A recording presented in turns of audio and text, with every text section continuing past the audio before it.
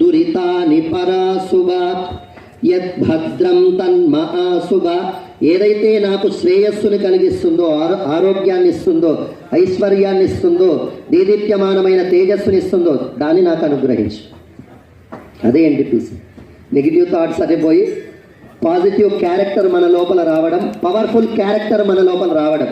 అటువంటి సూర్యవంశంలో శ్రీరామచంద్రుడు ఆవిర్భవించాడు కనుకనే ఆ శ్రీరామచంద్రమూర్తి కూడా ఒక దశలో సమరే చింతయా స్థితం, ఒక లోపల చింతతోని ఉంటే, అంటే శ్రీరామచంద్రునికి చింత అని కాదు అక్కడ అర్థం. మన జీవితంలో మనకేదైనా సమస్య వచ్చినప్పుడు మనందరం అలా చింతతో ఉంటాం. చింతా సమం నాస్తి శరీర శోషణం. ఒక 100 బియ్యం బస్తాలు మోసినా రానటువంటి అలసట లోపల చింత ఉంటే వస్తుంది.